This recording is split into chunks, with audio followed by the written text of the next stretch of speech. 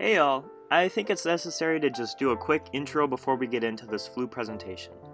I'm publishing this in July of 2021, but the flu presentation you're about to watch is actually from around March or February of 2020. This was my first ever presentation written going towards my master's in public health, and it's really fascinating to see how this idea of a flu intervention using education was modified and built upon as I continued working on the MPH, eventually culminating in my thesis. I'll be creating a presentation of that thesis at some point, and you'll be able to see how this early concept evolved to become the final project for my degree. Enjoy. Hi all, my name is Freedom, and I'm going to be talking about influenza, or as it is often referred to, the flu. All of us know about the flu, but the history behind it is a bit less well known. Around 410 BCE, Hippocrates described a highly contagious illness from northern Greece, describing it much like the flu.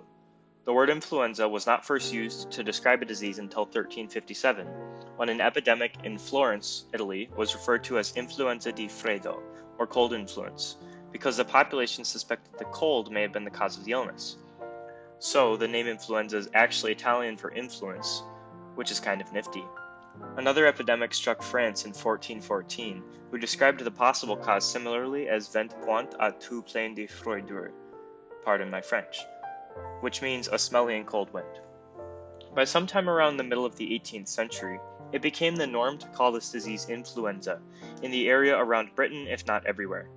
It was still believed that this illness may be caused by cold temperatures, although another theory considered around this time was that it may have been caused by the movement of planets and stars. In 1892, a bacterium named Haemophilus influenzae was isolated by Dr. Richard Pfeiffer from sputum samples he had acquired from some of his patients suffering from the flu. At this time, it was believed that H. influenzae caused the flu, thus the name, but we now know this to be incorrect. However, the bacterium does cause several other maladies, including meningitis. It wasn't until 1931 that scientists isolated the influenza virus for the first time, which they did with pig flu. The first human strain was isolated in 1933. One issue regarding the flu is how common it is. The CDC offers disease burden statistics regarding the flu.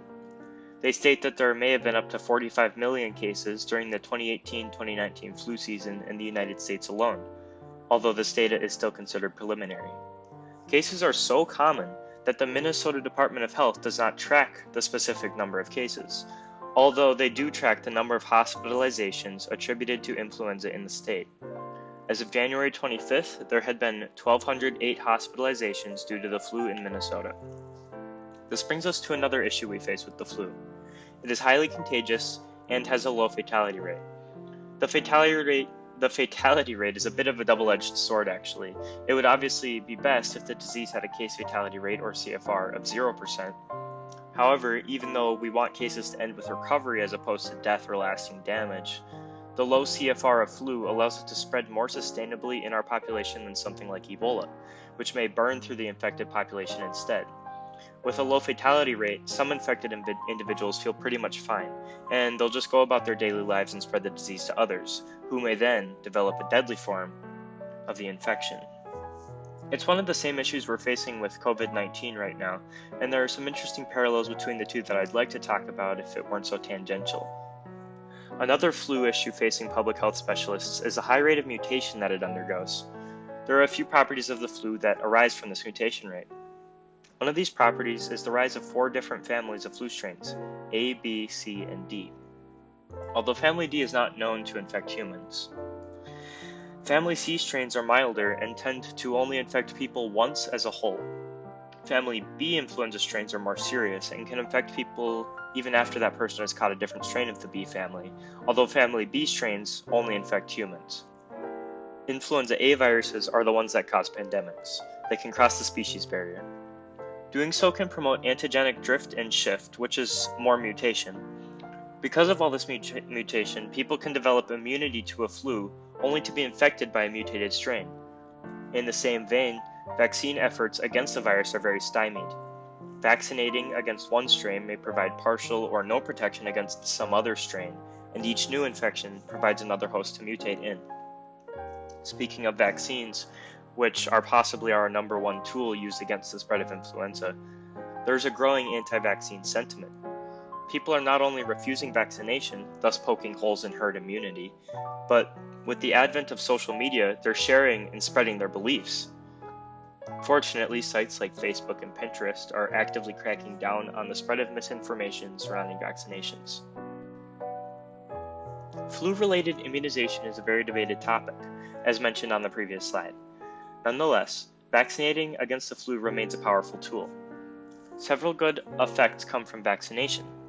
First, the person being vaccinated is made less likely to catch the flu, and if they do, it's more likely to be a mild case. Second, the flu becomes less likely to spread due to the decreased capability of infecting the vaccinated. Third, those who cannot get vaccinated are protected. They're less likely to catch the flu because it cannot spread as easily through the population. Tied into this, particularly with the anti-vax movement, is education. Education provides information, which is antagonistic to misinformation. It also provides people with information tools, which can empower them to teach others about the flu, including immunizations. My plan will be primarily focused on education. Public health law can also be used as a tool to fight the spread of communicable diseases such as the flu, but using law requires walking the line between human rights and human safety. Sure, we can mandate vaccinations, but this is arguably impeding on human rights, as is requiring most actions. One other option to intervene with the spread of communicable diseases, including the flu, is screening. This is a useful tool to identify infections, which provides statistical knowledge and helps to inform future decisions.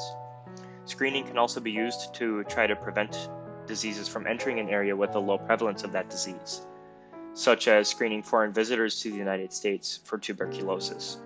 However, this is a less useful function of screening regarding the flu because it's already so prevalent pretty much all over the world. Evaluation will be done on a couple of levels. One way to test the effectiveness of the intervention will be pre-assessments and post-assessments conducted at the beginning and end of the intervention, respectively. The post-assessment can be provided once again after some time has passed, such as the 6-month period, to help gather data about information retention. Ideally, each assessment will have altered questions so that people would not memorize the answers rather than the info. Alternatively, they could just not be told how they did. This will allow us not only to track information retention, but how much information they actually gained. After a year, we could also survey the community to track spread of information past participants. Additionally, these assessments will give us an idea of the effect the intervention has on behavior of participants in the community. We could gather data about vaccine sentiment, hand-washing behaviors, and the like. The other form of evaluation will be to analyze trends in flu burden for the given area. To give us an average idea of flu burden, we could take the data for 5 consecutive years, such as 2015 to 2019, and average the data out to see what a normal year might look like. After implementation, we could gather the same data for the next several years, tracking the behavior of trends and generally getting an idea of the effect of the intervention. For example, flu prevalence may drop harshly the following year but steadily rise until it reaches a normal level again, thus indicating that the intervention has a strong but evanescent effect. Here's a rough timeline of the intervention. Please note that some aspects of the intervention process are left intentionally vague so as to allow for flexibility, thus being able to tailor it to any given population. If the evaluation shows positive trends, such as a decrease in flu prevalence, this intervention could be applied to other populations of all sorts. Sherburne County will act like a trial run. If results are looking good at the end of analysis, the program could continue to be implemented and/or begin to be adopted by new areas. If not, the next step will be to revise the intervention and search for areas of improvement. Here are the references I used in this presentation. Thanks.